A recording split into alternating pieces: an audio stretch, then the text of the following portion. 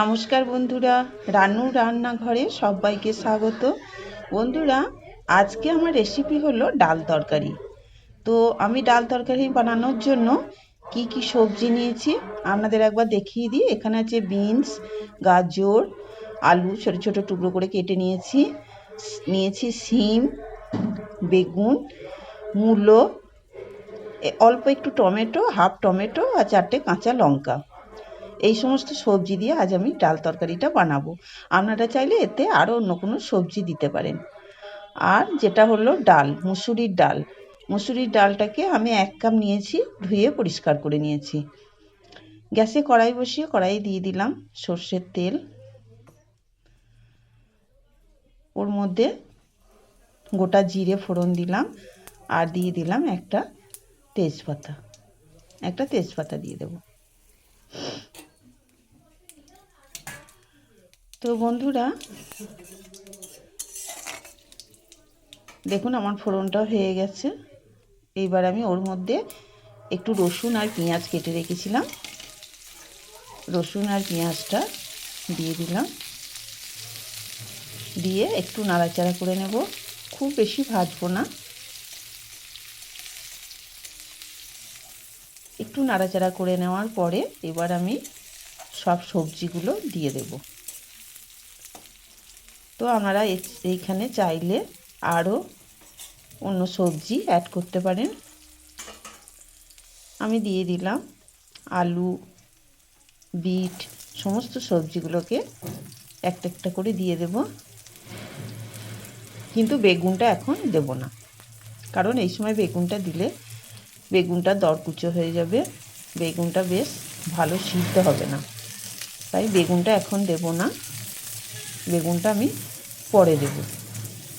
তো বন্ধুরা, এই রকম সমস্ত সবজির তরকারি তো খেয়েছেন, একবার ডাল তরকারি খেয়ে দেখবেন, দারুণ লাগে খেতে। একঘেয়েমি তরকারি সবসময় ভালো লাগে না, তাই একটু অন্য রকম বদল হলে খুব ভালো হয়। 1 চামচ মতো দিয়ে দিলাম আদা বাটা, আর দিয়ে দেব পরিমাণ মতো হলুদ গুঁড়ো দিয়ে দিলাম। হলুদটা দিয়ে এবার একটু মশলাটা দিয়ে ভালো করে একটু নাড়াচাড়া করে নেব।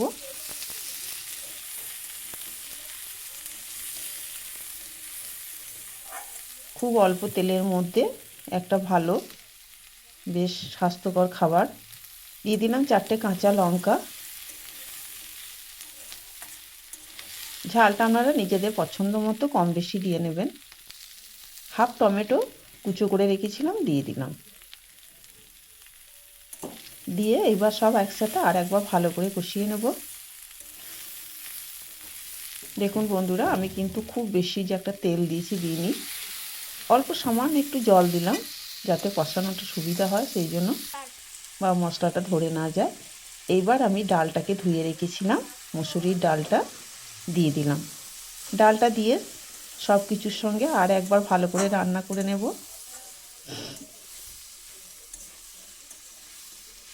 সব কিছুর সাথে ভালো করে ডালটাকে আর একবার নাড়াচাড়া করে দিলাম।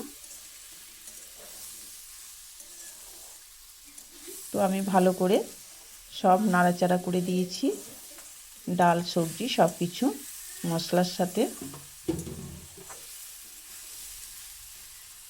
এইবার আমি এর মধ্যে দিয়ে দেব জল। আমি ডালটা সবজিগুলো সিদ্ধ হবে সেই মতো জল দিলাম।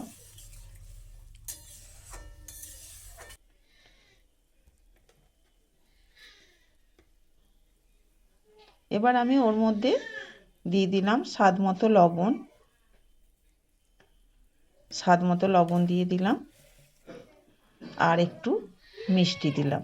একটু সামান্য মিষ্টি দিলে টেস্টটা বেশ ভালো আসে, খেতে ভালো লাগে, তাই একটু মিষ্টি দিলাম। দেখুন আমার জলটা বেশ গরম হয়ে গেছে।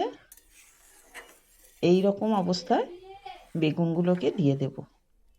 জলটা দিই সঙ্গে সঙ্গে বেগুনগুলো দেব না, তাতে বেগুনটা ভালো সিদ্ধ হয় না, তাই জলটা ভালো মতো গরম হয়ে যাওয়ার পর তারপর বেগুনগুলো দিয়ে দেব। এবার আমি বেগুনগুলো ঝোলের মধ্যে দিয়ে দিলাম। সব বেগুনগুলোই আমি দিয়ে দিলাম, দিয়ে এবার একটু ঢাকা দিয়ে একে আমি সিদ্ধ করতে দেব। বেশ কিছুক্ষণ পর আমি ঢাকনাটা খুলে নিলাম। দেখুন বন্ধুরা, সব সবজি ডাল সুন্দরভাবে সিদ্ধ হয়ে গেছে। ডাল সব সবজি খুব সুন্দর সিদ্ধ হয়ে গেছে।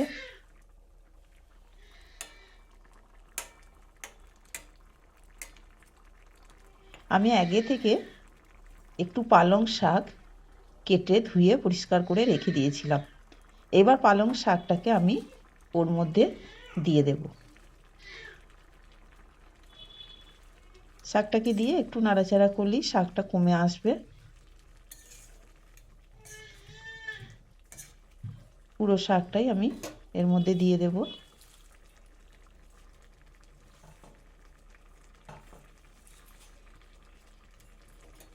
পুরো শাকটা দিয়ে দিলাম। এখন তো পালং শাকের সময়, পালং শাক দিয়ে এই ডাল তরকারিটা বানালে দারুণ খেতে লাগে। শুধু ভাত নয়, রুটি তরকারি, রুটি পরোটা সব কিছুর সাথেই খুব ভালো লাগবে এটা খেতে। একটা তরকারি বানালেই সব রকম খাওয়া হয়ে যাবে। তো অল্প একটু জল দিয়ে দিলাম, দিয়ে ঢাকনাটাকে দিয়ে আমি শাকটাকে একটু সিদ্ধ করে নেব। তো খুলে নিলাম ঢাকাটা। দেখুন আমার শাকগুলো সিদ্ধ হয়ে গেছে, শাকটাও সিদ্ধ হয়ে গেছে। আর খুব বেশি রসটা মারবো না।